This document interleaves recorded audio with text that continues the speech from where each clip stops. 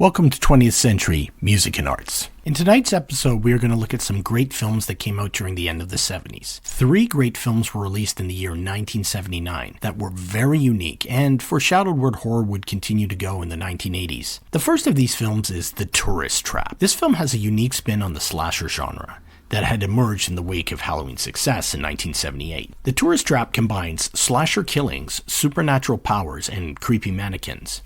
It involves a group of 5 teenagers taking a road trip in a California desert. Eileen and Woody's car break down, and Woody tries to push the tire to the nearest gas station. The other car carrying Becky, Jerry, and Molly pick up Eileen and then go to see if they can find Woody. Woody finds a gas station, but he finds it abandoned and soon finds himself in a back room with laughing mannequins and flying objects. A metal pipe soars through the air and kills him.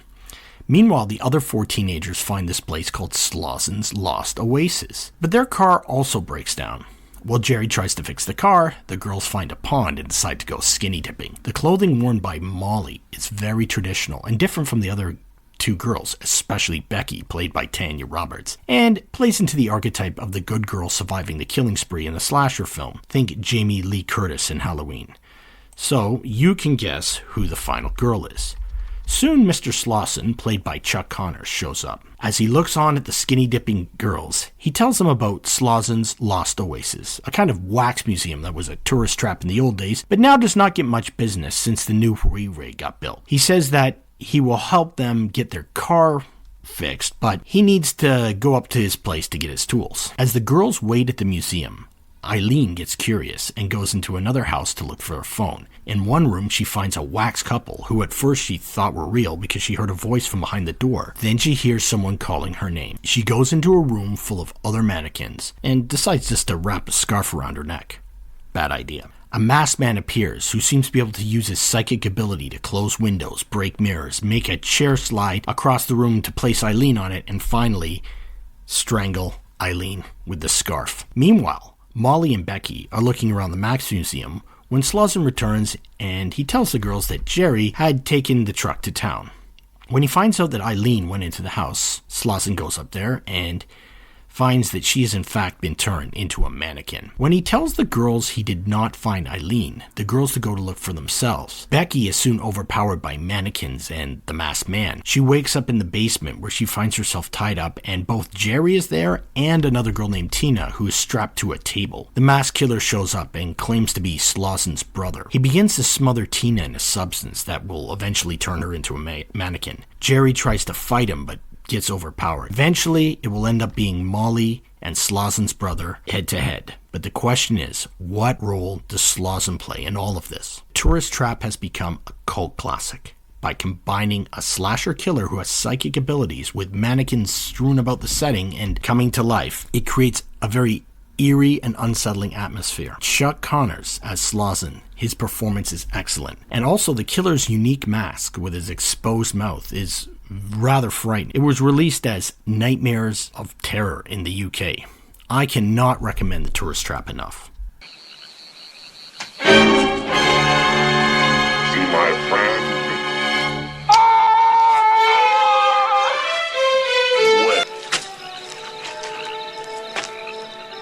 Mr. Slausen! Mr. Slausen! Mr. Slausen!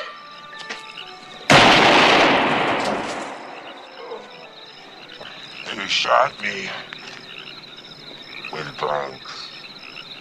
Dum dum, you're good. Dum dum, you're good.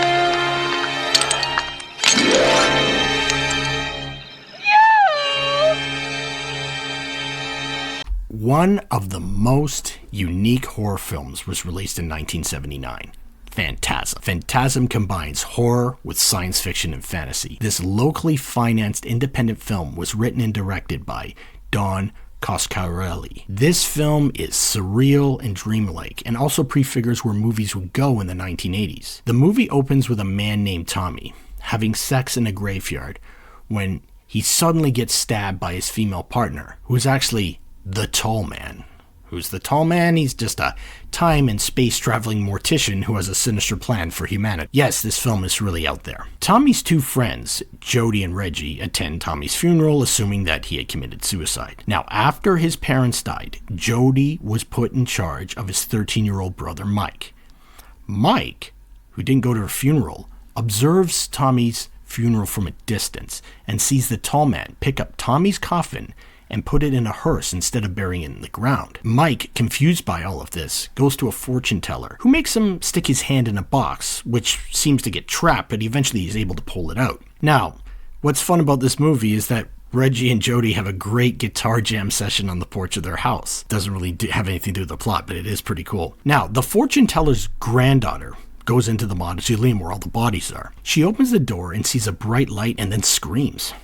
Later that night, Mike watches his brother pick up a woman, who is in fact the same woman who had killed Tommy at the beginning, and takes her to a graveyard to have sex. However, Mike gets frightened by a small creature that looks very much like a Star Wars Jawa, and runs screaming and interrupts his brother's rather intimate moment with the woman. Jody does not believe Mike's story and sends Mike home, who has a nightmare about the tall man. Jody can't find the girl, but he does see the tall man ominously walking by Reggie's ice cream truck. Mike then is working on a car underneath. Yes, I know he's only 13, and it collapses on him and almost crushes him after these dwarf Jawas jump on it. And he ends up hitting his brother's foot, who again does not believe him about any of his stories. Mike goes to the mausoleum and gets in by going through one of the windows.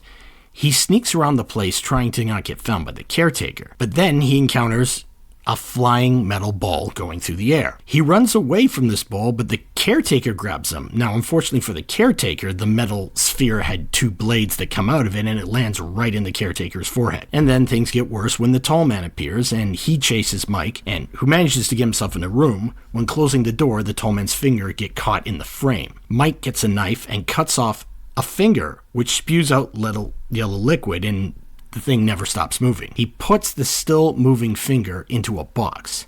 Now he has proof for his brother. When Jody finds his younger brother sleeping on the stairs with a shotgun, Mike shows him the finger in the box. Jody now believes him. However, when they open the box again, it is turned into a flying bug, and when Reggie arrives, the three of them manage to shove the thing in the garbage disposal. Did I tell you the movie was rather strange? Now, the film then starts to become more insane. The dwarves they encounter are in fact bodies that have been shrunken in order to become slave workers in another dimensional world that they reach through a mirror in the mausoleum. This crazy movie has so many twists and turns and makes an interesting commentary on the anxiety surrounding death. The film would influence films like One Dark Night, Nightmare on Elm Street, and even Prince of Darkness, with the time traveling through dimensions and mirrors and dreams. The tall man would even influence the concept of this creepypasta internet character called Slenderman. This film has become a cult classic, and it even spawned several sequels.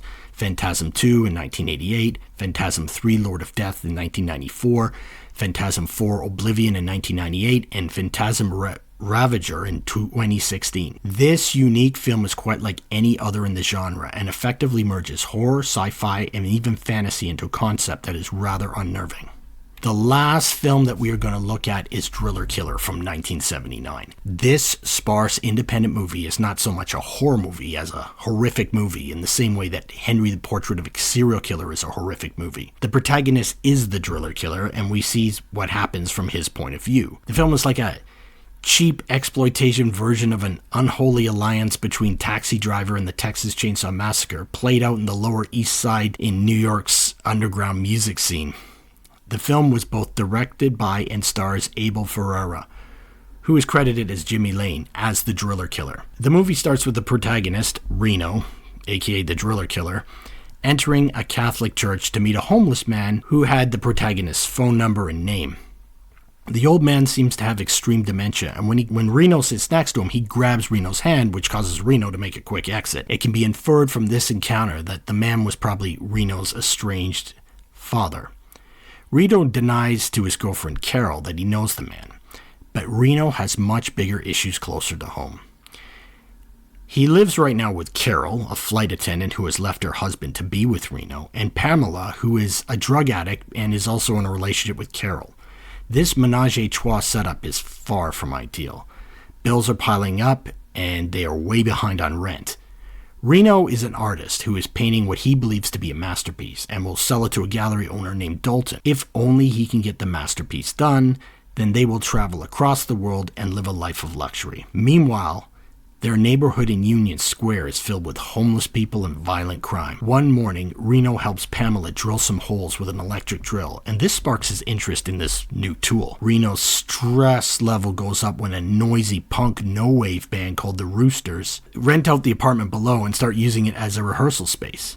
Reno can't sleep and can't concentrate on his art. After getting dragged to a Roosters concert by Carol and Pamela, Reno leaves the concert and takes his portable electric drill and decides to kill a homeless person with it. And this activity is how Reno deals with the stress of his financial woes, the noise of the Roosters, and the tension between him and his female companions. The murders are horrifically graphic, with Reno pushing the drill into abdomens and heads. Things will soon spiral out of control when the painting is a disappointment to Dalton and Pamela returns to her husband. And you can bet the carnage will be fierce. Driller Killer was considered very shocking at the time and ended up on the video's nasties list in the UK, even after a censored version was released on VHS. A small budget remake was released in the UK in 2012 called Driller Killer E2, and a 2020 remake was created called Detroit Driller Killer. Another remake, directed by Rob Oldfield, is apparently in the works. Abel Ferrara went on to direct another shocking movie called Miss 45 in 1981, and would go on to direct more mainstream successful films like Kings of New York 1990, Bad Lieutenant 1992, and Dangerous Game 1993. The setting of the urban landscape of New York City in 1979 really heightens the tension and brutality in the movie. Driller Killer is a shocking movie that traverses the genres of exploitation horror, black comedy, and urban drama. 1979 was a very important year for horror films and really showed where movies might go in the next decade.